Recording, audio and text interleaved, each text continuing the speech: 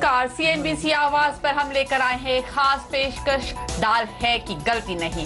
नमस्कार, मैं हूं मुग्धा मिश्रा। दाल के बढ़ते दाम एक बार फिर चिंता का विषय बनते जा रहे हैं। सरकार की तमाम सख्ती, नई फसल की आवक के बावजूद दालों की कीमतों पर लगाम लगते दिख ही नहीं रहा। आखिर क्या कारण है कि दालों के दाम नहीं घट रहे? सरकार कीमतों पर काबू करने में क्यों नाकाम हो रही है? दालों की बढ़ती कीमतों से कब राहत मिलेगी? क्या अच्छे मॉनसून से दालों के दाम थोड़े ठंडे पड़ेंगे भी? लंबी अवधि में सप्लाई बढ़ाने के लिए सरकार को क्या करना चाहिए? आज हम इन्हीं तमाम मुद्दों पर करेंगे चर्चा। हमारे साथ जुड़ रहे हैं कमोडिटी गुरु जी चंद्रशेखर, आईपीजीए के वाइस चेयरमैन विमल कोठारी और एंजल ब्रोकिंग के अनुज गुप्ता। आप तीनों का बहुत बहुत स्वागत है। हम अपने मेहमानों से बात करते हैं, लेकिन दालों की डिमांड सप्लाई की स्थिति क्या है समझने के लिए पहले चलते हैं हमारे सहयोगी डिम्पी कालरा के पास। डिम्पी, हाय। देश में दालों की डिमांड सप्लाई की स्थिति फिलहाल है क्या? देखिए मुग्धा, डिमांड और अगर सप्लाई की बात की जाए तो वो पूरी तरह से मिसमैच नज़र आती है। सरकार को काफ़ी हद तक इंपोर्ट करना पड़ता है इस डिमांड को पूरा करने के लिए। अगर आपके सामने मैं पिछले 3 या 4 साल के डाटा रखूं और आपको सामने समझ में आएगा कि किस तरह से दालों की दिक्कत इस देश में है, क्योंकि मांग लगातार बढ़ रही है। मांग का जो ट्रेंड है वो राइजिंग है, लेकिन उस लिहाज से अगर आप देखें तो प्रोडक्शन का आंकड़ा उतना जस्टिफाई नहीं होता, इसलिए सरकार को इम्पोर्ट करना पड़ रहा है। 2012-13 में 18 मिलियन टन की प्रोडक्शन थी और इम्पोर्ट भी करना पड़ा करीब 4 मिलियन का, तब जाके काफी हद तक डिमांड पूरी होती हुई दिखी है। इसी तरह से 2013-14 की अगर आप बात करें, प्रोडक्शन का आंकड़ा सुधरा जरूर, 19 मिलियन टन तक पहुंचा, लेकिन उसके बावजूद भी इंपोर्ट हमारे को करीब करीब 4 मिलियन टन का करना पड़ा, जिस हिसाब से डिमांड बनी हुई है। इसके अलावा 14-15 के अंदर भी आपका करीब 17.5 मिलियन टन, जो कि पिछले साल के मुकाबले करीब 1.5 टन कम था, उसके बावजूद हमारे को जो डिमांड इंपोर्ट करना पड़ा वो भी करीब 4 मिलियन टन और इंपोर्ट करना पड़ा ताकि डिमांड को पूरा किया जा सके। और 2015-16 के अंदर जो एस्टिमेटेड इंपोर्ट के आंकड़े हैं, क्योंकि सरकारी वेबसाइट के अंदर फरवरी तक का आंकड़ा लिखा है, लेकिन उम्मीद यह है कि करीब 5 मिलियन टन हमारे को दाल इंपोर्ट करनी पड़ रही है। और कुल मिला के प्रोडक्शन जो भारत में हुआ है वो 18 मिलियन टन है, यानी कि कुछ ज़्यादा इजाफा नहीं हुआ है। सरकारी नीतियाँ और सरकारी काफ़ी मेहनत करने पर भी पिछले साल के मुकाबले सिर्फ हम आधे टन से ज़्यादा ही बढ़ोतरी कर पाए हैं दालों के प्रोडक्शन के मामले में। इसलिए डिमांड और सप्लाई का मिसमैच पूरी तरह से कह सकते हैं कि बना हुआ है। और यही वजह है कि आप चारों मेन कमोडिटी पल्सेस की उनके दामों में आपको फ़र्क दिखेगा। जो हमने दिल्ली का ही सिर्फ एक आंकड़ा लिया है, अगर आप उसी लिहाज से देखें तो तूर का जो दाल है उसमें पहले 1 साल पहले के जो दाम थे वो 95 रुपये थे, अब बढ़कर करीब 160 हो गए हैं, यानी कि परसेंटेज राइज हुआ है 67% का हुआ है। इसी तरह से उड़द की दाल का भी 87 से सीधा 177 हो गए हैं दाम। यहाँ पे करीब 100% से ज्यादा का उछाल हमने आता हुआ देखा है। मूंग और मसूर की हालत भी कुछ इस तरह से है, यहाँ पे भी दामों के दाम काफी तेजी से बढ़े हैं। ओके, तो ये फिलहाल स्थिति चिंताजनक जरूर दिखाई दे रही है, क्योंकि ना सिर्फ इस साल, जबकि चलो 2 साल मानसून खराब रहा, हम उसकी बात करें, जब मानसून बेहतर भी रहा है तब भी एक गैप दिखाई दिया है। जितनी डिमांड है उससे ज्यादा, उससे कहीं कम सप्लाई दिखाई दे रही है। लेकिन चलिए अब बातचीत शुरू करते हैं। आखिर इन सारी जो दिक्कतें हैं उसका क्या आगे का रुख होगा? हमारे साथ आईपीजीए के वाइस चेयरमैन विमल कोठारी और साथ ही कमोडिटी गुरु जी चंद्रशेखर जुड़े हुए हैं। विमल जी, आपसे सबसे पहले समझना चाहेंगे, क्या बड़े रीजंस आप देखते हैं कि सप्लाई उस तरह से नहीं बढ़ रही? क्योंकि अगर हम कीमतें देखें तो कीमतें तो बढ़ी हैं, तो ऐसा तो नहीं है कि किसान ये सोच रहा है कि कीमत नहीं मिलेगी। तो क्या रीजन है कि जो पल्सेस की सप्लाई है वो बढ़ नहीं पा रही? देखिए, लगातार 2 साल से जो मॉनसून फेल्योर हो रहा है, उससे पल्सेज का जो उत्पादन है वो बहुत कम हुआ है। जो खासकर जो पल्सेज ग्रोइंग एरिया है वहाँ मॉनसून की बहुत कमी रही है, उत्पादन में बहुत बड़ी कमी आई है। तो उसकी वजह से जो हमारी पल्सेज की जो अवेलेबिलिटी है वो बहुत कम हो गई है, और हमारा जो कंजम्पशन है वो लगातार बढ़ते जा रहा है। हमारा एस्टिमेट ये है कि हमें साल में 240 लाख टन देश में पल्सेज की रिक्वायरमेंट है, और उसके सामने हमारा जो प्रोडक्शन है लगभग 170 लाख टन है। 100, और हमारे यहाँ कम से कम जो डिमांड और सप्लाई का जो गैप है वो लगभग 70 लाख टन का है। ये जो गैप है वो इंपोर्ट के जरिए उसको पूर्ति किया जाता है। लेकिन इंपोर्ट में भी इंटरनेशनल मार्केट में इतनी पल्सेज उपलब्ध नहीं है कि हम उसको भारी मात्रा में इसको इंपोर्ट किया जा सके। हालांकि पिछले साल 55 लाख टन का इंपोर्ट हुआ है, और उससे मैं समझता हूँ कि प्राइस स्टेबलाइज करने में काफ़ी सुविधा हुई है। तो बेसिकली ये जो मानसून का जो फेल्योर हुआ है उसकी, और दो लगातार जो मानसून फेल्योर हुआ है उसकी वजह से सप्लाई में कमी आई है। इससे पहले अगर आप देखें 2014 की साल में हमारे यहाँ प्रोडक्शन बहुत अच्छा रहा था, पल्सेज के प्राइसेस भी बहुत कम थे, लेकिन ये एक अनफॉर्चुनेट सिचुएशन है कि मानसून फेल्योर की वजह से ये सिचुएशन क्रिएट हुई है। लेकिन ऐसी कोई बात नहीं है जैसा इन्होंने कहा कि चिंताजनक स्थिति है। मैं नहीं समझता हूँ कि कोई बहुत पैनिक सिचुएशन है, क्योंकि ये समझना जरूरी है कि जो पल्सेज के दाम बताए जा रहे हैं कि 160 रुपया, 180 रुपया, 200 रुपया, ये सिर्फ तुअर और उड़द के दाम है जो ज़्यादा महंगे हुए हैं, क्योंकि उनका जो उत्पादन है देश में बहुत कम हुआ है। लेकिन और ये जो दालें हैं तुअर और उड़द, ये टोटल पल्सेस बास्केट में 20% इसका जो रोल है वो सिर्फ 20% का है। 80% दालें आज भी हमारे पास 30 रुपए से लेकर 60 रुपए में उपलब्ध है। तो इसलिए ऐसी कोई पैनिक सिचुएशन नहीं है कि दालों में बहुत चिंताजनक स्थिति है। एक ऐसी दाल जिसकी कीमत सबको पता होती है वो है चना। अगर सप्लाई ठीक ठाक है तो चने की आवक पे हम इस बार कमी क्यों देख रहे हैं? 12% का आंकड़ा अभी 1-2 दिन पहले आया था कि 12% कमी दिखाई दे रही है चने की आवक में। देखिए, चने में भी उत्पादन की कमी है। चना भी लास्ट 2 साल से काफ़ी उसके प्रोडक्शन में काफ़ी कमी आई है, तो इसलिए। लेकिन आज चना आज भी होलसेल मार्केट में 57 रुपये 58 रुपये में मिल रहा है। तो ऐसी कोई पैनिक सिचुएशन नहीं है कि दाम बहुत बढ़ गए हैं। लेकिन ये सिचुएशन जरूर है। हम समझते हैं कि जो सप्लाई कंस्ट्रेंट है उससे थोड़ा प्राइसेस पे दबाव बना रहेगा। लेकिन मैं समझता हूँ कि मॉनसून भाव इस वक्त, बिमल जी, अगर आप रिटेल में चने का भाव इस वक्त देखें तो सरकारी आंकड़ों के मुताबिक ही 80-83 का भाव मिल रहा है, और अगर आप वो खुद जाके खरीदेंगे तो आपकी तस्वीर और ही अलग दिखाई देगी। और अगर औसत दाम देखें आप, चाहे जितनी भी दालें हैं उन सब का, उनका भी दाम लगातार बढ़ता हुआ दिखाई दिया। लेकिन मैं चंद्रशेखर जी को इस वक्त एक बार डिस्कशन में शामिल करना चाहूंगी। चंद्रशेखर जी, आपसे सवाल ये है कि अगर कीमतें बढ़ रही हैं तो लॉजिकल है कि किसान का मन बनना चाहिए दाल उगाने के लिए। हम पिछले साल भी ये बात कर रहे थे कि दाल की कीमतें बहुत बढ़ रही हैं, उसके पहले भी यही बात चल रही थी कि दाल की कीमतें बढ़ रही हैं। तो फिर ऐसा क्यों है कि किसान नहीं जा रहा पल्सेस को बोने के लिए, उसकी बुआई करने के लिए, उसकी पैदावार करने के लिए? ये जरूर है कि दाल उगाना थोड़ा मुश्किल काम होता है और यील्ड इसकी थोड़ी कम होती है। हम अंग्रेजी में कहते हैं इकोनॉमिक्स में सप्लाई रिस्पॉन्स टू प्राइसेस। जब भाव ज़्यादा होता है, ऊंचा होता है, तो किसान को एक प्रोत्साहन मिलता है और वो ज़्यादा बुवाई करेगा। मगर हमारा देश में कृषि क्षेत्र का हालत ऐसा है कि there is no big supply response to prices. आप कितने भी भाव ज़्यादा से ज़्यादा दो किसान को, उसकी जो क्षमता है उत्पादन बढ़ाने की काफ़ी सीमित है। This is the first preposition. मगर इसका मतलब ये नहीं है कि किसान को ज़्यादा भाव नहीं मिलना चाहिए, उसको ज़रूर अच्छा एक भाव मिलना चाहिए। इसके अंदर और एक पॉइंट जो है मिनिमम सपोर्ट प्राइस, और क्या सरकार किसान को एक कॉन्फिडेंस देती है कि उसका जो माल हार्वेस्ट होता है वो बिकेगा कि नहीं सही दाम में। तो पिछले 2013 में और 2014 में चना के भाव मिनिमम सपोर्ट प्राइस से काफ़ी नीचे आ चुके थे, बट फिर भी 1 टन भी सरकार ने खरीदी किया नहीं, प्रोक्योरमेंट नहीं किया, तो उससे किसान lost his confidence in that crop. उसका असर हमें अगला साल दिखाई दिया, तो 90 लाख टन से घट करके 70 लाख टन का उत्पादन हो गया। इस साल सरकार के आंकड़े के मुताबिक 80 लाख टन का चना का हार्वेस्ट है, चना का प्रोडक्शन है। मगर मैं समझता हूँ 80 लाख टन तो सरकार का फिगर है जो एंड जनवरी अर्ली फरवरी में जो एस्टिमेट किया था, मगर उसके बाद वी हैड अनसीजनल रेन्स, ओले पड़े थे, बेमौसम बरसात भी हुआ था, उसमें नुकसान है। और इस साल ओपनिंग स्टॉक जो है ज़ीरो है, कोई ओपनिंग स्टॉक है ही नहीं। पिछले साल 7.5-8 लाख टन का चना का ओपनिंग स्टॉक था जनवरी महीने में 2015 में। 2016 में चना का कोई ओपनिंग स्टॉक है ही नहीं। तो ये सब there is a psychological factor behind this, और सेंटिमेंटली हमारा जो शॉर्टेज का सेंटिमेंट है वो अभी भी जारी है, और इसके वजह से भाव बढ़ रहा है। सरकार को इस जो शॉर्टेज है उसका they should have immediately started taking action in terms of import.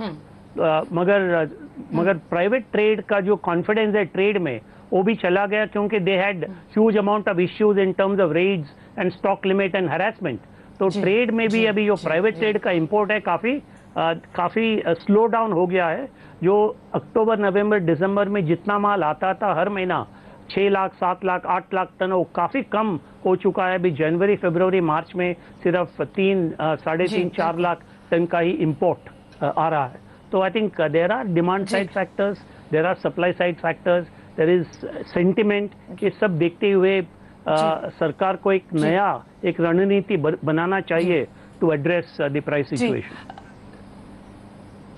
इस वक्त हम अनुज से बात करते हैं क्योंकि ये समझना जरूरी है कि करंट सिचुएशन क्या है, कीमतों का आउटलुक यहाँ से क्या दिखाई दे रहा है। अनुज, क्योंकि चना ट्रेडेड है तो समझ में उसके बारे में ज्यादा आता है, तो ये आप बताइए कि फिलहाल क्या सिचुएशन है। 12% का एक फिगर हमने देखा कि 12% कमी है पिछले साल के कंपैरिजन में आवक में चने की। तो इस वक्त क्या सिचुएशन आपको दिखाई दे रही है? चना लगातार तेज बढ़ा है, सरकार की कोशिशों के बावजूद एक छोटा सा गिरावट देखी और उसके बाद वापस वो स्टेबल हो गया है। तो आगे आपको तस्वीर क्या दिख रही है? Good morning Mugdha. अगर हम चने की तरफ देखें और इसके अगर हम एनसीडीएक्स वॉल्यूम्स की बात करें तो पर्टिकुलर चने के काउंटर में हमने देखा है जब से मार्जिन इंक्रीज़ हुआ है तब से वॉल्यूम कम होते हुए दिखाई दिए हैं। हालांकि अगर हम फिजिकल मार्केट की बात करें तो वहाँ पर भी जो उठापटक हमने देखी थी वो अब वहाँ पर भी कम होती हुई दिखाई दी है। जो हमने शार्प रैली देखी थी फिजिकल मार्केट में भी, वो भी अब थमती हुई दिखाई दी है, क्योंकि कहीं ना कहीं गवर्नमेंट ने जो बफर स्टॉक था उसमें से जो रिटेल मार्केट में पल्सेस निकालनी चालू करी है, तो कहीं ना कहीं एक प्रेशर प्राइस पर आता हुआ दिखाई दिया। साथ में जो होर्डिंग्स के ऊपर गवर्नमेंट ने लगाम लगाई और जो गवर्नमेंट ने धरपकड़ करी है, तो कहीं ना कहीं उसकी वजह से फिजिकल मार्केट में ट्रेडर्स के मन में डर बना हुआ है कि अगर उन्होंने पल्सेस को होल्ड किया या स्टॉक किया तो हो सकता है कि गवर्नमेंट उनको पकड़ सकती है। और हमने देखा भी कल के सेशन में भी महाराष्ट्र में एक मीटिंग हुई है जिसको लेकर कहीं ना कहीं ये रूल निकाला गया कि जिसके पास अगर स्टॉक से ज़्यादा पोजीशन मिलती है पल्सेस की तो उसको पकड़ सकती है पुलिस। तो कहीं ना कहीं अगर हम देखें तो लीगल लेवल पर भी गवर्नमेंट ने हस्तक्षेप किया है। साथ में अगर हम देखें तो एक्सचेंज में मार्जिन भी बढ़ाया और उसका इंपैक्ट हमने देखा है कि फ्यूचर्स मार्केट में जो वॉल्यूम्स है वो ड्राई अप होते हुए दिखाई दिए हैं। साथ में अगर हम ओपन इंटरेस्ट की बात करें, इंटरेस्टिंगली अगर हम देखें तो ओपन इंटरेस्ट यहाँ पर अब घटता हुआ दिखाई दिया। तो इट मीन्स कहीं ना कहीं जो ट्रेडर लोग थे जो फिजिकल से फ्यूचर्स मार्केट में शिफ्ट हुए थे वो भी अब फ्यूचर्स मार्केट से निकलते हुए दिखाई दिए हैं। तो कहीं ना कहीं अगर हम देखें तो जो पार्टिसिपेशन है वो यहाँ पर ट्रेडिंग में कम होता हुआ दिखाई दिया है। ओके, अनुज, चंद्रशेखर जी और साथी बिमल जी, आप तीनों बने रहिए हमारे साथ। यहाँ पर लेंगे एक छोटा सा ब्रेक, लेकिन दालों पर फोकस जारी रहेगा ब्रेक के बाद भी।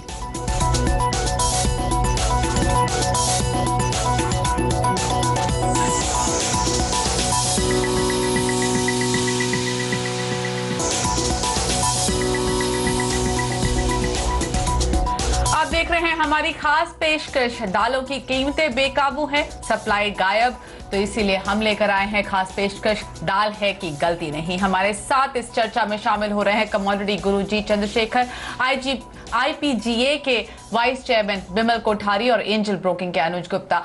बिमल जी, आप कह रहे थे कि पैनिक की सिचुएशन नहीं है, लेकिन अगर हम कीमतें देखें तो तुअर की कीमत पिछले साल के कंपैरिजन में कम से कम दोगुनी हो गई है।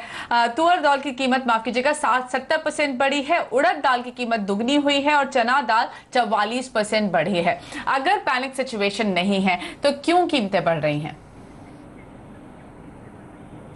देखिए, ऐसा है कि जो मैंने पहले भी बताया था कि तुअर और उड़द की कमी का उत्पादन बहुत कम रहा है। दूसरा कि इंटरनेशनल मार्केट में भी इन दालों का उत्पादन ज़्यादा नहीं होता है। तुअर का उत्पादन हिंदुस्तान के अलावा म्यांमार और ईस्ट अफ्रीका में होता है, लेकिन उसका उत्पादन भी काफ़ी लिमिटेड होता है, तो उसकी भी अवेलेबिलिटी जो है इंटरनेशनल मार्केट में ज़्यादा नहीं है। उसी तरह जो उड़द है वो भी सिर्फ म्यांमार, हिंदुस्तान के अलावा म्यांमार में इसकी पैदाइश होती है।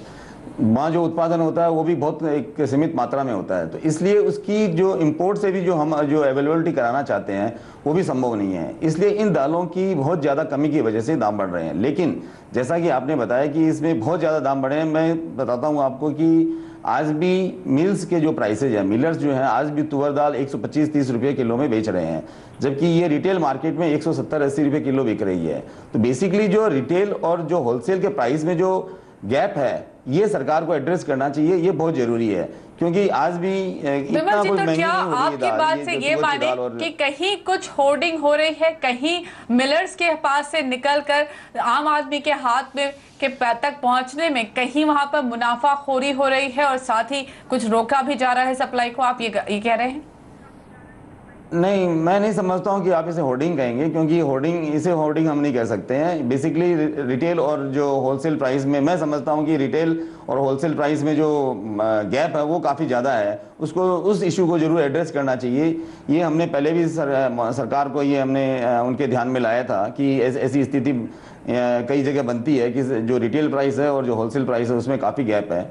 और ये जो स्थिति है ये कुछ समय तक बनी रहेगी जब तक मानसून नहीं आएगा। उसके बाद हमारी खरीफ क्रॉप शुरू हो जाएगी, जहां उड़द और उसके बाद तुअर की क्रॉप शुरू हो जाएगी। और in the mean time east Africa में भी जुलाई अगस्त में क्रॉप स्टार्ट हो जाएगी। तो मैं समझता हूं कि धीरे धीरे प्राइसेज स्टेबलाइज हो जाएंगे। मानसून इस बार कहते हैं कि मानसून की अच्छी स्थिति है, तो उससे भी मैं समझता हूँ कि थोड़ा प्राइसेज सॉफ्टनिंग हो जाएंगे। चंद्रशेखर जी, चलिए, भले ही होर्डिंग ना कहा जाए, एक बड़ा गैप तो जरूर है होलसेल प्राइस और रिटेल प्राइस में, इसमें तो कोई दो राय नहीं है। पिछले 6 महीने पहले जब वापस दाल की कीमतें फोकस में थी तब भी ये बात सामने निकल कर आई थी कि होलसेल की जो कीमतें हैं उससे कहीं ज्यादा, कई % मार्जिन पर बिक रही है रिटेल की जो दाल बिक रही है। लेकिन एक और सवाल है, अगर इंटरनेशनल मार्केट में, जैसा कि बिमल जी बता रहे हैं, ज्यादा सप्लाई नहीं है और 2 ऐसी दालें हैं, तुअर तो भारत में नॉर्थ से लेकर साउथ हर जगह इस्तेमाल की जाती है, अगर हमारी डिपेंडेंस इतनी ज्यादा है तो क्या एक बड़ी तैयारी की जरूरत नहीं है, एक बड़ी पॉलिसी की जरूरत नहीं है जिससे इस चीज को एड्रेस किया जाए, स्पेशली कंसिडरिंग द फैक्ट कि एक तो तुअर बहुत ज्यादा यूज हो जाती है, दूसरी बात कि इंडिया प्राइमरली वेजिटेरियन है और दाल एक बड़ा सोर्स है प्रोटीन का। बिल्कुल सही कहा आपने। मैं इसके बारे में ही मेरा एक स्पेशल एड्रेस था जयपुर में पल्सस कॉन्क्लेव में। इसके बारे में मैंने बताया कि हमारा देश में दलहन क्षेत्र के लिए कोई पॉलिसी नहीं है, तो हमें ज़्यादा उत्पादन करना चाहिए, ज़्यादा प्रोसेसिंग करना चाहिए, इसका वैल्यू एडिशन होना चाहिए और इसका कंजम्पशन भी बढ़ना चाहिए। मगर इसमें सरकार का एक बड़ा भूमिका है, क्योंकि किसान को सपोर्ट करना, और किसान को कैसे सपोर्ट मिलेगा, only through a process of procurement of pulses. हमारा उत्पादन 170-180 लाख टन है, तो कम से कम 10% सरकार को फूड कॉरपोरेशन या अन्य एजेंसी, नाफेड जैसे एजेंसी द्वारा खरीदी करके it should be supplied under the public distribution system. जब तक ये प्रोक्योरमेंट नहीं होता है, मार्केट सपोर्ट किसान को नहीं मिलता है, तो किसान को कोई प्रोत्साहन या एंकरेजमेंट नहीं मिलेगा और वो अपना इनपुट मैनेजमेंट जो है उसमें he make lot of compromise. Chandrashekhar ji, एक बात बताइए। जी हाँ। जी जी चंद्रशेखर जी, आपसे एक और सवाल लेना चाहती हूँ, लेकिन अभी फिलहाल लूंगी एक छोटा सा ब्रेक, और ब्रेक के बाद ये भी समझेंगे कि दाल की कीमतें क्या और आगे बढ़ेंगी या फिर इन लेवल्स पे स्टेबल हो जाएंगी। चलिए लेते हैं यहाँ पर एक छोटा सा ब्रेक।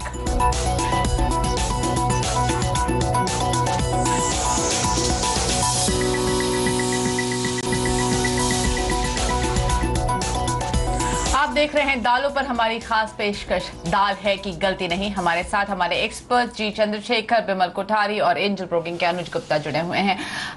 चंद्रशेखर जी, आपसे ये समझना चाहती हूँ कि इसके बाद अब अक्टूबर से नई सप्लाई शुरू होगी दालों की, तब तक तस्वीर साफ हो जाएगी कि कितनी सप्लाई है, लेकिन उसके पहले क्या लगता है दाल की कीमतें कहाँ जा रही हैं? हाँ, मैं काफ़ी बुलिश हूँ। आज का जो हालात है वो देखते हुए मैं समझता हूँ इंपोर्ट्स काफ़ी कम हो चुका है और हमारा डिमांड जो है जून महीने से बढ़ने लगेगा। ये जो फेस्टिवल सीजन इस साल तो जून महीने से शुरू हो जाएगा, तो it will go on August, September, October, November तक। तो आई एम क्वाइट बुलिश। और अंतर्राष्ट्रीय इंटरनेशनल मार्केट में, विश्व बाजार में नया सप्लाई अगस्त सितंबर का बाद ही निकलेगा in Canada and the US. तो तब तक बिमल जी, आपसे ये भी एक सवाल लेना चाहती हूँ कि ओके, तो चंद्रशेखर जी को लगता है कि कीमतें अभी और आगे बढ़ेंगी। बिमल जी, आपसे भी यही समझना चाहती हूँ, क्या आपको लगता है कीमतें आगे और बढ़ेंगी? देखिए, ऐसा है कि एक लेवल के बाद में जब प्राइस बढ़ जाते हैं तो उन दालों का कंजम्पशन है वो धीरे धीरे कम हो जाता है। कंज्यूमर जो है वो अल्टरनेटिव प्रोटीन्स की तरफ देखता है। जैसे मैंने बताया कि आज येलो पीज है वो 30 रुपये 31 रुपये में मिल रही है, चना है 55 रुपये में मिल रहा है। और मैं आपको बताता हूँ एक बहुत महत्वपूर्ण बात कि तुअर का भी विमल जी, रिप्लेसमेंट है। हमारे आज पास चेन्नई वक्त में थोड़ा तुअर कम की है, काफी इसलिए बड़ी। रिक्वेस्ट ये कि थोड़ा छोटे में जवाब अच्छा, दीजिए। हाँ ठीक है। तो उसका रिप्लेसमेंट आज येलो लेंटिल के रूप में चेन्नई में किया जाता है। मैं यहाँ पे जो मानसून शुरू हो जाएगा उस समय हमारे यहाँ भी एक क्रॉप की एस्टिमेट शुरू हो जाएंगे, क्योंकि हमारी जो खरीफ सीजन है वो अगस्त में स्टार्ट हो जाएगी और इंटरनेशनल मार्केट में अगर मानसून बेहतर आता है तो एक सेंटीमेंट पर भी इम्पैक्ट पड़ेगा। अनुज, आपका क्या व्यू है? क्विकली आपसे सवाल लेना चाहूंगी, क्या समझते हैं, क्या कीमतें और आगे बढ़ेंगी? और देखिए बिल्कुल जो पल्सेस का चने का जो ट्रेंड है वो पॉजिटिव साइड में, हालांकि ये भी मार्केट ओवरबॉट कैटेगरी में थोड़ी करेक्शन हो सकती है, बट मुझे लगता है कि लॉन्ग टर्म में इसके भाव में बढ़ते हुए नजर आएंगे। और हम एक टारगेट की बात करें तो मुझे लगता है कि 5800 से लेकर 6000 तक के भी लेवल देखने को मिल सकते हैं। ऑलराइट, अनुज, चंद्रशेखर जी और साथ ही विमल जी, आप तीनों का समय निकालने के लिए बहुत बहुत धन्यवाद। इसी के साथ इस खास पेशकश में इतना ही। बने रहिए CNBC आवाज के साथ। हमारी टीम की तरफ से नमस्कार।